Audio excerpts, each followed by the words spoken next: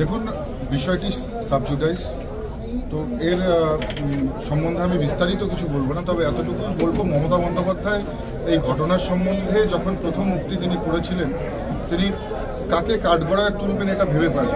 কোনো সময় বিএসএফকে কাঠগড়ায় তুলেছিলেন, কখনো বলেছিলেন যে বাইরে থেকে লোক ঢুকিয়ে করা হয়েছে। কিন্তু আজকে যখন পশ্চিমবঙ্গ পুলিশ চার্জশিট দিয়েছে, তাতে 13 জনের নাম দেখা যাচ্ছে। 13 জনের নামই একটি বিশেষ সম্প্রদায়ভুক্ত। তো নিশ্চিতভাবেই যে কথা বারবার উঠে আসছিল যে পেহেলগাঁওতে যেভাবে একেবারে চিহ্নিত করে হিন্দু নিধন করা হয়েছিল, ঠিক একইভাবে একই ঘটনা একই স্টাইলে শামশেরগঞ্জেও হয়েছে। প্রত্যেকটা হিন্দু বাড়ি চিহ্নিত করে তার উপর আক্রমণ করা হয়েছে, সনাতনীদের উপর আক্রমণ করা হয়েছে, এবং কারা করেছে সেটা পশ্চিমবঙ্গ পুলিশ 13 জনের নাম চার্জশিটে দিয়ে তারাই ব্যক্ত করেছেন। অর্থাৎ নিশ্চিতভাবে এটা বোঝা যাচ্ছে যে টার্গেট কিলিংয়ের কাজ চলছে। যেমন পেহেলগাঁওতে টার্গেট কিলিং হয়েছে, পশ্চিমবঙ্গের মুর্শিদাবাদের শামশেরগঞ্জেও কিন্তু টার্গেট কিলিং হয়েছে। তো স্বাভাবিকভাবেই সাধারণ মানুষ সব কিছু দেখছে, এবং নিশ্চিতভাবে 2026-এর যে নির্বাচন, সেই নির্বাচনের দিকে আমাদের প্রত্যেকে তাকিয়ে রয়েছে, এবং প্রত্যেকের গণতান্ত্রিক অধিকার নিশ্চিতভাবে পশ্চিমবাংলার মাটিতে শান্তি প্রতিষ্ঠার জন্য সাধারণ মানুষ প্রয়োজন। আরেকটা দাদা, এই ঘটনা ঘটার পরে প্রতিনিয়তই বাইরের আর্মস থেকে শুরু করে দেশি আগ্নেয়াস্ত্র প্রতিনিয়তই মুর্শিদাবাদে উদ্ধার হচ্ছে বিপুল পরিমাণে। সেটা বিগত 1 মাসের মধ্যে প্রায় শতাধিকের কাছাকাছি। কি বলবেন এই বিষয়টা? দেখুন, এর আগেও আমি বলেছিলাম, এখনো বলছি, মমতা বন্দ্যোপাধ্যায় ভারতের স্তূপের উপর বসে পিকনিক করছেন। এই শামশেরগঞ্জ, এই মুর্শিদাবাদ, এই জঙ্গিপুর একটা বারুদের স্তূপে পরিণত হয়েছে, এবং বাইরে থেকে সমস্ত বারুদ কার্তুজ থেকে শুরু করে বিভিন্ন আগ্নেয়াস্ত্র এখানে আসছে। একদিকে পশ্চিমবঙ্গ পুলিশ যেমন উদ্ধার করছে, যে পরিমাণ উদ্ধার করছে তার 1000 গুণ বেশি এখনও আমরা বলবো যে এখানে যারা দুষ্কৃতী রয়েছে তাদের কাছে মজুত রয়েছে, এবং তৃণমূল কংগ্রেসের যারা নেতারা রয়েছে, কর্মীরা রয়েছে, তাদের কাছে তল্লাশি চালালে পরেই আরও বিপুল পরিমাণ অস্ত্র উদ্ধার হবে।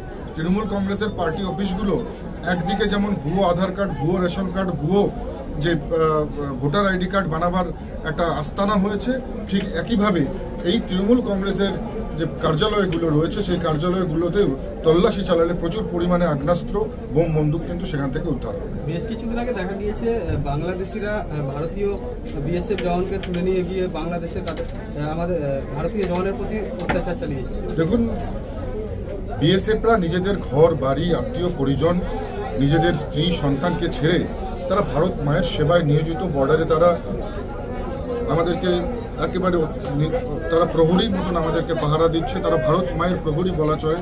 তারা আমাদেরকে যাতে আমরা নিশ্চিন্তে ঘুমোতে পারি, প্রত্যেকটা ভারতবাসী যাতে নিশ্চিন্তে থাকতে পারে, সেই জন্য তারা দিন রাত এক করে তারা কিন্তু আমাদেরকে পাহারা দিচ্ছে। আর সেই বিএসএফের উপর কারা আঙ্গুল তুলছে? এই তৃণমূল কংগ্রেসের যারা নেতা তারা। একদিকে মুখ্যমন্ত্রী নিজেই বিএসএফ সম্বন্ধে গালাগালি দিচ্ছে, সেন্ট্রাল ফোর্স সম্বন্ধে গালাগালি দিচ্ছে, আবার কখনো বা এই সেন্ট্রাল ফোর্সকে বিএসএফকে কাঠগড়ায় তুলছে।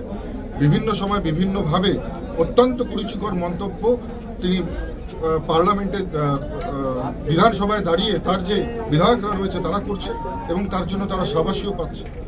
আবার এই যে আমাদের ভারতীয় জওয়ানরা, তাদেরকে যখন আপনারা দেখছেন যে বিভিন্ন সময় দুষ্কৃতীরা, ক্যাটল স্মাগলাররা তাদের উপর অত্যাচার করছে, কখনো তাদেরকে তুলে নিয়ে গিয়ে তাদের উপর টর্চার করছে, কোনো সময় দেখেছেন মুখ্যমন্ত্রীকে সেই সম্বন্ধে সরব হতে? অর্থাৎ নিশ্চিতভাবে বলতে পারি যে বিএসএফ, যে সেন্ট্রাল ফোর্স, যে সেন্ট্রাল প্যারামিলিটারি ফোর্স ভারত মাকে সুরক্ষিত রাখবার চেষ্টা করছে, তাদের বিরুদ্ধে যারা কথা বলছে তারা দেশদ্রোহীর চাইতে কোনো অংশে কম নয়। এবং বারবার আমরা এর আগেও দেখেছি যে এই তৃণমূল কংগ্রেসের নেতারা কিন্তু বারংবার তারা কিন্তু এই কটু শব্দের ব্যবহার বিএসএফ সম্বন্ধে করেছে। আজকের দিনে দাঁড়িয়ে যখন পশ্চিমবঙ্গ পুলিশ সম্পূর্ণভাবে ফেইলার হয়ে গিয়েছিল শামশেরগঞ্জে, যখন মুর্শিদাবাদের যে পরিবেশ, যে ভয়ঙ্কর আতঙ্কের পরিবেশ থেকে মানুষকে সেখান থেকে মুক্তি দিতে তারা একেবারেই অপারগ হয়ে গিয়েছিল, সেই সময় মহামান্য উচ্চ আদালতের নির্দেশে এখানে সেন্ট্রাল প্যারামিলিটারি ফোর্স তৈনাত হয়েছে, মজুত হয়েছে, এবং তার ফলেই মুর্শিদাবাদ, জঙ্গিপুর, শামশেরগঞ্জের মানুষ, সনাতনীরা নিশ্চিতভাবে তারা ঘুমোতে পারছে। অর্থাৎ পশ্চিমবঙ্গ পুলিশ যখন ফেইলিওর, সেখানেই সেন্ট্রাল প্যারামিলিটারি ফোর্স যখন আসছে, তারা সেখানে শান্তির বাতাবরণ তৈরি করছে। নিশ্চিতভাবে মানুষ যেমন চাইছে আগামীতে যদি প্রয়োজন হয়, আমরা বারবার বলেছি, রাজ্য সরকারকেও বলেছি যে আপনারা স্বীকার করে নিন আপনাদের পুলিশি ব্যবস্থা সম্পূর্ণভাবে ফেইলার হয়ে গেছে। কেন্দ্র সরকার আপনাদেরকে সহযোগিতা করবার জন্য তৈরি আছে, কত সেন্ট্রাল প্যারামিলিটারি ফোর্স লাগবে আপনাদেরকে দেওয়ার জন্য তৈরি আছে। তো বাংলার মানুষকে শান্তিতে ঘুমোতে দিন, বাংলার সনাতনীদেরকে শান্তিতে ঘুমোতে দিন। প্রবেশ প্রতিনিয়তই এবং দীর্ঘদিন ধরে এখানে পরিযায়ী শ্রমিকের কাজ করছে কোনো নথি ছাড়াই, এই বাংলাদেশি অনুপ্রবেশ নিয়ে কি চিন্তা ভাবনা আছে? দেখুন, যারা বাংলাদেশি অনুপ্রবেশকারী, এখানে যারা নিজেদের একেবারে স্থায়ী বসবাস তৈরি করেছে তৃণমূল কংগ্রেসের নেতাদের বদান্যতায়, পরিষ্কার আপনাদেরকে বলে রাখছি, তাদের সময় কাউন্টডাউন স্টার্ট হয়ে গেছে। তাই যেখান থেকে এসছে তাদেরকে সেখানেই পাঠানো হবে, যারা যে দেশ থেকে এসছে তাদেরকে সেখানেই পাঠানো হবে। যতই তারা ভুয়ো নথি, ভুয়ো ভোটার কার্ড, ভুয়ো আধার কার্ড, ভুয়ো রেশন কার্ড বানাক না কেন, এই দেশের থেকে এই দেশেতে বসবাস করে যারা এই দেশের ক্ষতি করবার চেষ্টা করছে তাদের কোনো স্থান ভারতবর্ষে নেই। মুর্শিদাবাদের বেশ কিছু জায়গায় তার কাটার বেড়া নেই বর্ডারে, সে বিষয়ে কিভাবে দেখবেন? কেন্দ্র সরকার পুরো ইন্দো বাংলাদেশ বর্ডারটাকে সুরক্ষিত করবার জন্য পুরোটাকেই ফেন্সিং করতে চাইছে। রাজ্য সরকার জমি অ্যাকোয়ার করে দিচ্ছে না, যে কারণেই হচ্ছে না, কারণ রাজ্য সরকার চাইছে যাতে ইনফিল্ট্রেশন হয়, যাতে বাংলাদেশ থেকে রোহিঙ্গারা আসতে পারে এবং তৃণমূল কংগ্রেসের ভোট ব্যাংকে পরিণত হয়, যে কারণেই রাজ্য সরকার দিচ্ছেন না।